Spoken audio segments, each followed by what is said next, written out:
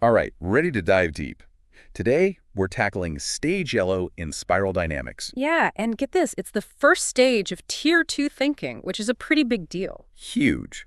For our listeners who are new to this, spiral dynamics basically maps out how our thinking evolves, and stage yellow, well, let's just say it's where things get really interesting. Definitely. It's like stepping into a whole new dimension. Love that. Yeah. A new dimension. Mhm. So what's the big shift here? What changes when we reach stage yellow? It's kind of like going from me to us. Yellow thinking is all about systems thinking, understanding how everything's interconnected. Gotcha. So less me against the world and more, how do we all thrive together? Exactly. That makes sense. But I know from what I've read that it's easy to mix up yellow with stage orange, right? Yeah. Because they're both pretty achievement-oriented. So how do we tell those two stages apart? It all comes down to motivation, really. See, orange might try to manipulate systems to get ahead personally, while yellow wants to understand them to improve things for everyone. Interesting. So say you got an orange CEO. They might cut corners just to boost profits, even if it ends up hurting employees or the environment in the long run. Right, exactly. Now, a yellow CEO in that same situation would see those actions as a problem. They'd get that a healthy business needs a healthy ecosystem, happy employees, sustainable practices, thinking about the whole picture. So it's like yellow is playing the long game, not just going for the quick win. They want to build something sustainable that benefits everyone in the long run. Absolutely. And that long-term thinking, it goes way beyond business. It's about how yellow approaches every part of life.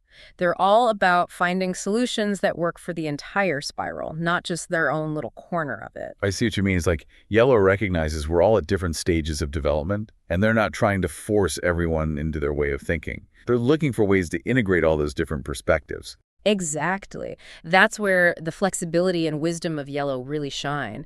They don't get stuck in rigid ideologies. They're open to new information, and they're always looking for what works best for the greater good. Okay, so we're getting this image of yellow as a master integrator, bringing together all these different pieces. But from the sources you gave me, it seems like there's a lot more to yellow than just that systems thinking. What other core values really stand out? Well, it's definitely not all logic and systems. Yellow also has a lot of compassion. They get that we're all connected and that everyone's well-being is intertwined. So it's not just about figuring out the system, it's about caring about the people in that system. Exactly. It's recognizing that everyone has value and something to offer. Yeah. And this leads to things like open-mindedness, curiosity, a willingness to be wrong. This is starting to sound, well, almost too idealistic. Is it really possible to be that open-minded and non-judgmental, especially in today's world, which feels so divided? It's a challenge, for sure, but that's where the wisdom part of yellow really comes in. There was this one quote that stood out to me. Wisdom is knowing what you don't know. Ooh, that's a good one. So it's like yellow is okay with not having all the answers. They're more focused on asking the right questions than clinging to rigid beliefs. Exactly. And that humility, admitting they don't know everything, is what allows yellow to stay open to new ideas and keep growing. So all this is fascinating, but how do we actually know if we're thinking from this yellow perspective? I remember you mentioned something about self-reflection questions in the source material. Right, yeah. It really pushes you to look inward. Okay, let's hear them. What should we be asking ourselves? Well, the first one is, am I open to viewpoints that challenge my beliefs? Or do I get defensive when someone disagrees with me? Ooh, tough one. I think we all have our blind spots, don't we? Oh, absolutely. We all have biases, but the key is to recognize them and question them. Another important question to ask is, do I put people and ideas into boxes? Labeling and categorizing them?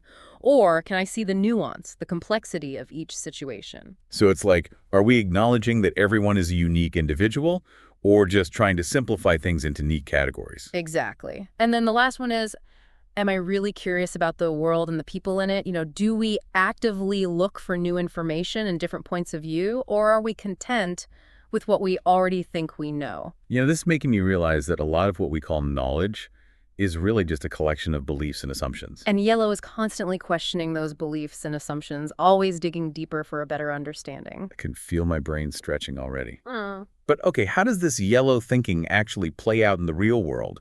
Can you give us some examples of yellow in action? For sure. Let's say you have a stage yellow politician, and they're facing a complex issue like healthcare. Okay, I'm following. Now, they wouldn't just default to their party line. They'd look at healthcare systems in other countries, figure out what works, what doesn't, and try to find solutions that address the root problems, not just the symptoms. So less ideology, more pragmatism, but still with that compassion we were talking about, making sure the policies work for the people they're supposed to help. Exactly. And you could apply this to other areas too. Like, imagine a yellow economist tackling income inequality. Instead of getting caught up in the whole capitalism versus socialism debate, they'd be looking for solutions that create more opportunities for everyone, right? Exactly. They'd want to understand why poverty exists, what barriers prevent people from reaching their full potential, and then design policies that fix those underlying issues. This is making me rethink how we approach problems in general. It's like yellow saying, stop arguing over symptoms and address the root causes. You got it. That shift from me to we, from short-term wins to long-term sustainability, that's what makes Stage Yellow so crucial, especially with all the complexity in the world today. So yellow might not be the flashiest stage, but it's absolutely essential if we want a more just and sustainable future. Couldn't agree more. And you know what's really interesting? Even though yellow thinking is pretty rare, it's something we all have the potential for. Oh, that's a hopeful thought. So it's not like you're born with it or you're not. It's more of a mindset that anyone can develop. Exactly. It's about cultivating those qualities. Open-mindedness, systems thinking, compassion. The more we embody those things, the closer we get to creating a more yellow world. Okay, I'm feeling inspired. But before we get too carried away with yellow, I'm curious about what comes after. You hinted at something called turquoise earlier. What's Yeah. that all about? Now that's where things get really mind-blowing. We'll dive into the mysteries of turquoise in the next part of our deep dive. Welcome back. So we've spent some time talking about stage yellow, but like we said, there's an even more interesting stage after that, turquoise. Yeah, you really got me curious with this turquoise thing. What makes it so different from yellow? We already did a lot of brain stretching with yellow. Okay, so imagine yellow is like reaching the top of a mountain, right? You can see for miles, you understand the landscape, you can navigate it. Now, turquoise, it's like suddenly realizing there's a whole chain of mountains beyond what you can see going on forever. So it's not just a step up, it's like a whole new world opening up. What changes in how turquoise sees the world? Well, yellow is still very much in the head, about thinking things through, solving problems. Turquoise gets that some problems, you can't solve them with logic alone. You need a shift in consciousness, a connection to something bigger than just yourself. Okay, I'm hearing this word transcendence come up a lot. Would it be fair to say turquoise is less about fixing the world and more about aligning with something bigger? Exactly. And the sources I looked at, they talk about some really cool paths that can lead to this turquoise perspective.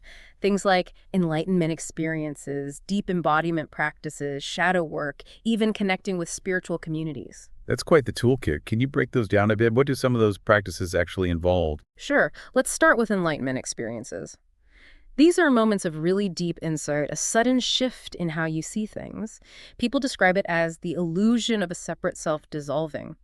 Sometimes these happen out of the blue, other times they're cultivated through meditation, contemplation, spiritual practices, things like that. So it's like you're getting a glimpse behind the curtain of everyday life, a direct experience of something more fundamental. Exactly.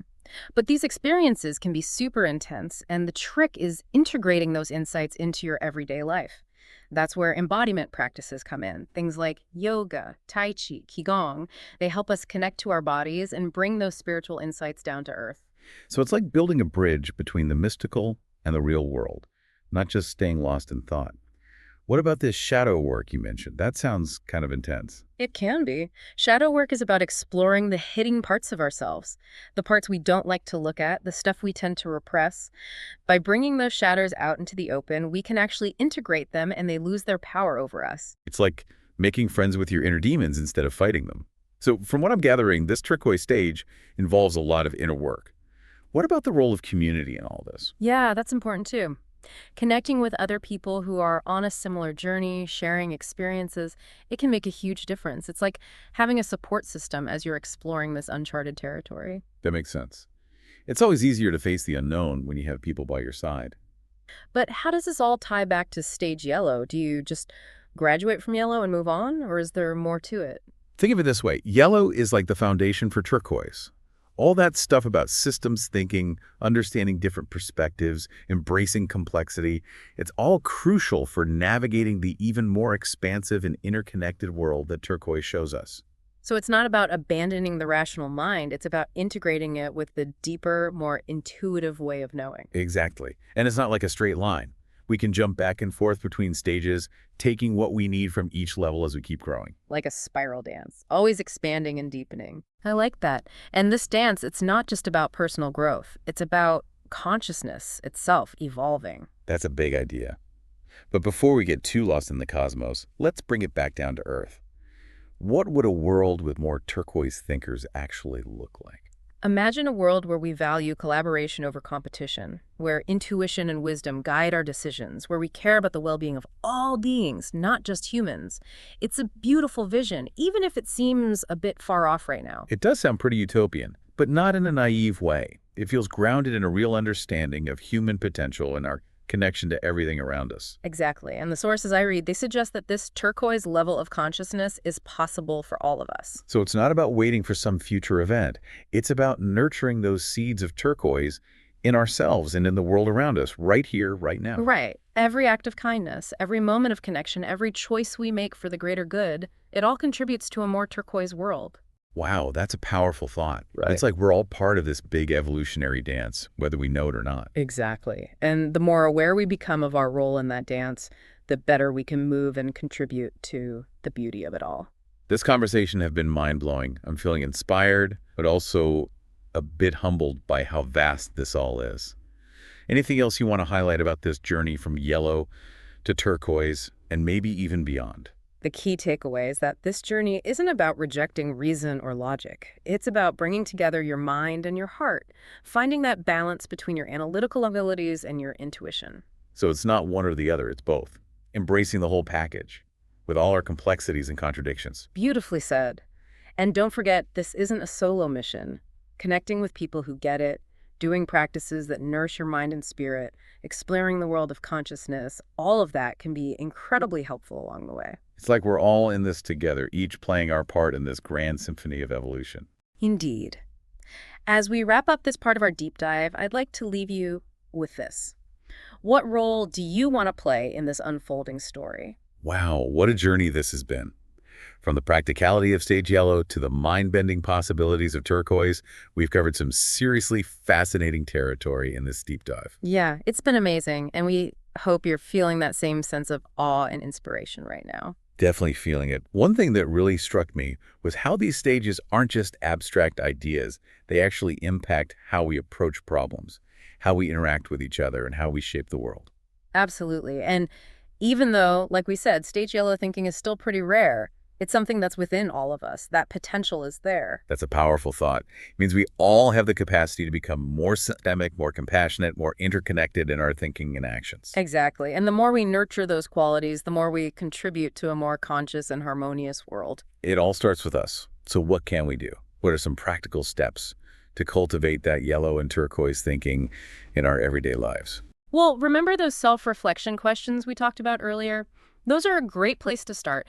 Just start paying attention to your own thoughts. Are you quick to judge? Are you open to different perspectives? Are you curious about the world and the people in it? Yeah, those are some thought-provoking questions. It's like holding up a mirror to your own mind, seeing where you might be getting stuck. Right. And as you become more aware of those patterns, you can start to shift them. Practice listening more deeply. Ask more questions. Challenge your own assumptions. Seek out information and experiences that broaden your perspective. It's like we're training our minds to be more flexible, more inclusive, more open to all the richness and complexity of life. That's it. And remember, it's a practice, not a destination. It's an ongoing journey. Well said. This has been such an insightful conversation. I know I've got a lot to think about and even more to put into practice. And we hope you do too. Even small changes in how we think and act can create positive change in our relationships, our communities, and the world. So true. Before we wrap up, I want to encourage everyone to share their thoughts with us. Did anything in this deep dive particularly resonate with you? What are you inspired to explore further? Head over to the comments section and let's continue this conversation.